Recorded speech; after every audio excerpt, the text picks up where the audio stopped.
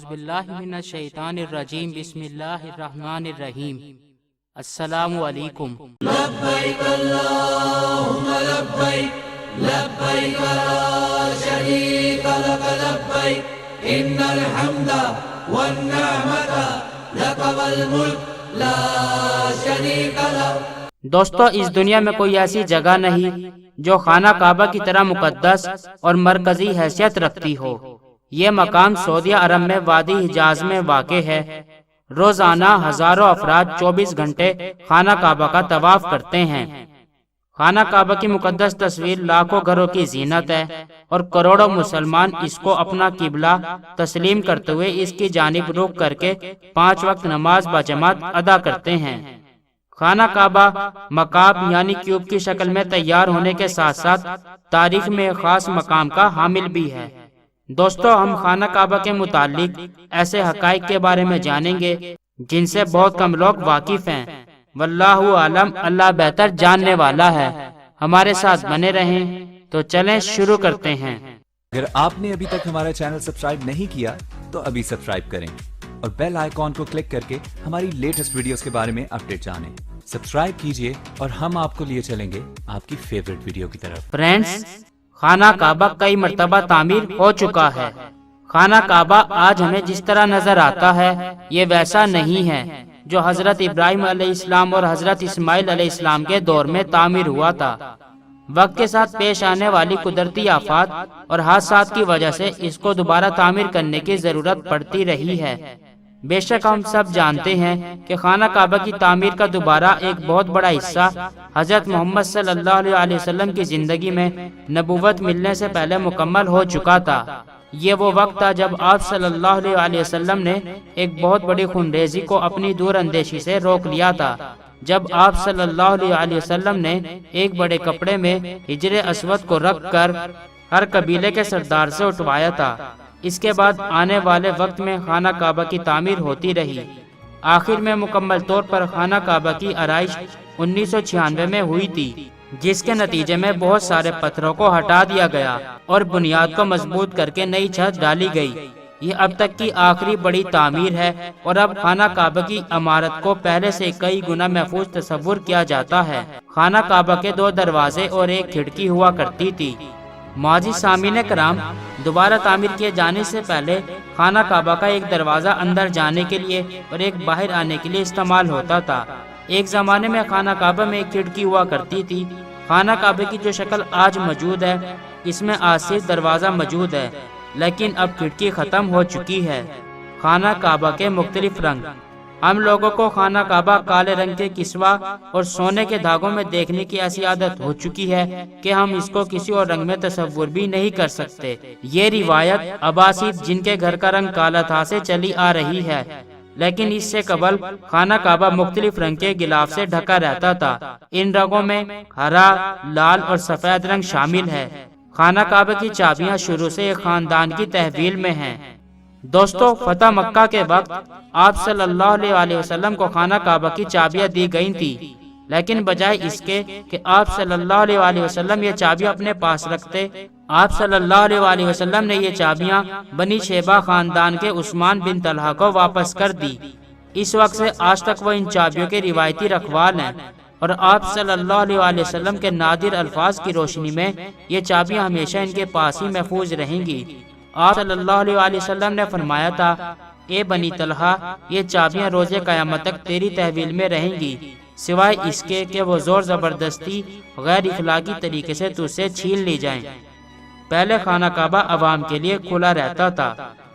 دوستو، پہلے ہفتے میں 2 دفعہ خانہ کعبہ عوام کے لیے کھلا رہتا تھا اور کوئی بھی خانہ کعبہ کے اندر داخل ہو کر عبادت کر سکتا تھا، لیکن موجودہ زمانے میں زائرین کی تعداد زیادہ ہونے کی وجہ سے اور دوسری وجوہات کی بنا پر خانہ کعبہ کو سال میں صرف 2 دفعہ کھولا جاتا ہے اور اس میں صرف اعلیٰ شخصیات اور خاص مہمان ہی داخل ہو سکتے ہیں۔ خانہ کعبہ کے آس پاس تیراکی کی جا سکتی تھی۔ دوستو، خانہ کعبہ وادی کے نچلے حصے میں ہونے کی وجہ سے دیگر مسائل میں سے ایک مسئلہ یہ بھی تھا کہ جب بارش ہوا کرتی تھی تو وادی میں سیلاب آ جاتا تھا۔ یہ مکہ جیسے شہر کے لیے کوئی انوکھی بات نہیں تھی، لیکن یہ بات دوسرے مسائل کی وجہ بنتی تھی۔ اس وقت یہاں سیلاب کی روک تھام اور نکاسی آپ کا نظام موجود نہیں تھا۔ بارش کے آخری دنوں میں خانہ کعبہ پانی میں آدھا ڈوبا رہتا تھا، اور یقیناً یہاں آپ لوگوں کے ذہن میں ایک سوال آ رہا ہوگا، کیا اس وجہ سے طواف کعبہ رک گیا تھا؟ ہرگز نہیں، مسلمانوں نے کعبے کے ارد گرد تیراکی شروع کر دی تھی۔ تزین و آرائش کروانے والے حکمرانوں کے نام کی تختی۔ کئی سال تک بہت لوگ اندازہ لگاتے رہے کہ خانہ کعبہ اندر سے کیسا نظر آتا ہے۔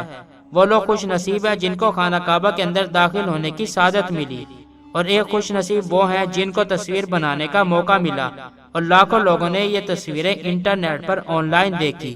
خانہ کعبہ کا اندر کا حصہ سنگ مرمر اور ہرے رنگ کے کپڑے سے ڈھکا ہوا ہے۔ جس دور کے بھی حکمران نے خانہ کعبہ کی آرائش کروائی، اس نے خانہ کعبہ کے اندر اپنے نام کی تختی بھی لگوائی۔ خانہ کعبہ کی تعداد 2 ہے۔ دوستو، خانہ کعبہ کے بالکل اوپر جنت میں ایک اور خانہ کعبہ موجود ہے۔ اس کا ذکر قرآن مجید میں بھی آتا ہے، اور نبی پاک صلی اللہ علیہ وسلم نے اس کی نشاندہی کی۔ اللہ کے نبی حضرت محمد صلی اللہ علیہ وسلم نے معراج کا واقعہ سناتے ہوئے فرمایا، جب مجھے بیت المعمور دکھایا گیا تو میں نے حضرت جبرائیل علیہ السلام سے پوچھا تو انہوں نے جواب دیا، یہاں 70,000 فرشتے روزانہ اللہ کی عبادت کرتے ہیں، اور وہ جب یہاں سے جاتے ہیں تو واپس نہیں آتے۔ مطلب قیامت تک ان فرشتوں کی بیت المعمور میں جانے کی باری نہیں آئے گی۔ حجر اسود۔ معزز سامعین کرام، کبھی آپ نے اس بات پر غور کیا کہ حجر اسود چاندی کے سانچے میں ہی کیوں رہتا ہے؟ کچھ لوگوں کا خیال ہے کہ حجر اسود امایہ کی فوج کے ہاتھوں مارے گئے پتھر لگنے کی وجہ سے ٹوٹ گیا تھا جب وہ مکہ پر قابض تھے، جبکہ یہ پتھر عبداللہ بن زبیر کی ملکیت میں تھا۔ کچھ ذرائع کے مطابق حجر اسود بحرین سے تعلق رکھنے والے اسماعیلی گروپ کرامتیوں کے ہاتھوں ٹوٹ گیا تھا۔ ان لوگوں کا خیال تھا کہ حج مبارک ایک توہین پرستی کا عمل ہے۔ اپنی بات کو ثابت کرنے کے لیے ان لوگوں نے 10,000 حجاج کرام کو مار کر ان کی باقیات کو آب زمزم کے کنویں میں پھینک دیا تھا۔ یہ غیر انسانی عمل کافی نہیں تھا، یہ شیطان حجر اسود کو عرب کے مشرق میں لے گئے اور اس کے بعد عراق کے شہر کوفہ لے گئے، جہاں اس کے عوض تاوان وصول کیا گیا۔ ان کو مجبور کیا گیا کہ وہ اس کو خلیفہ وقت کو واپس کر دیں۔ جب اس کو واپس کیا گیا تو وہ ٹکڑوں میں تھا، اور اس کو ایک ساتھ کرنے کا بس ایک طریقہ سمجھ آیا کہ اس کو چاندی کے سانچے میں رکھا جائے۔ کچھ تاریخ دانوں کے مطابق اس مقدس پتھر کے کچھ ٹکڑے آج بھی گم ہیں۔ خانہ کعبہ مکعب کی شکل کا نہیں ہے۔ مکعب یعنی اسکوائر سے مشہور خانہ کعبہ دراصل مستطیل شکل کا ہے، وہ کبھی بھی مکعب شکل کا نہیں تھا۔ اس کے زاویے کے مطابق یہ ایک آدھا گول حصہ ہے جس کو حجر اسماعیل کہا جاتا ہے۔ حضرت محمد صلی اللہ علیہ وسلم کو نبوت سے پہلے جب خانہ کعبہ کی دوبارہ تعمیر ہوئی تھی، جب قریش نے اس بات کی حامی بھری تھی کہ وہ حلال کی کمائی سے اس کی تعمیر کریں گے۔ اس کا مطلب یہ ہے کہ جوا، لوٹ مار، جسم فروشی اور سود جیسے حرام کاموں سے کمایا گیا پیسہ استعمال نہیں ہوگا۔ قریش اتنے امیر تجارتی شہر میں ہونے کے باوجود اتنی رقم جمع کرنے میں ناکام رہے تھے کہ خانہ کعبہ کی تعمیر جو اس کے اصل سائز اور رقبے کے حساب سے کر سکیں۔ انہوں نے خانہ کعبہ کی چھوٹی عمارت تعمیر کی اور اس کی دیواریں مٹی کی اینٹوں سے بنائی۔ اس کو حجر اسماعیل کہا جاتا ہے، حالانکہ اس کا حضرت اسماعیل علیہ السلام سے کوئی تعلق نہیں، جو کہ خانہ کعبہ کے اصلی قدردان کی طرف اشارہ کرتی تھی۔ آپ صلی اللہ علیہ وسلم نے اپنی زندگی کے آخری حصے میں خانہ کعبہ کی دوبارہ تعمیر کا ارادہ کیا تھا، لیکن یہ فریضہ انجام دینے سے پہلے ہی آپ صلی اللہ علیہ وسلم جہان فانی سے کوچ کر گئے۔ خلیفہ عبداللہ بن زبیر کے دور حکومت کے چند سال کے مختصر عرصے میں خانہ کعبہ اپنی اسی شکل میں موجود تھا جس کو آپ صلی اللہ علیہ وسلم نے دیکھا تھا۔ دوستو، میں ہوں آپ کا ہوسٹ دوست عظیم الظفر، اور آپ دیکھ رہے ہیں عظمی وائس۔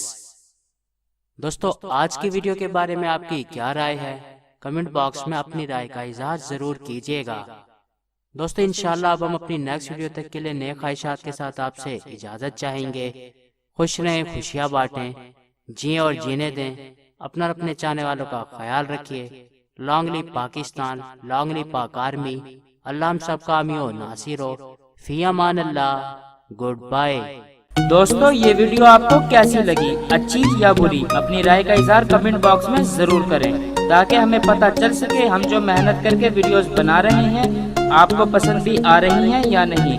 ویڈیوز کو لائک، کمنٹ یا شیئر کرنے کے آپ کے بالکل بھی پیسے نہیں لگیں گے، البتہ ہماری حوصلہ افزائی ضرور ہوگی، اور اگر ویڈیو میں کوئی خرابی ہے تو ہم اس کو دور کر پائیں گے۔ شکریہ۔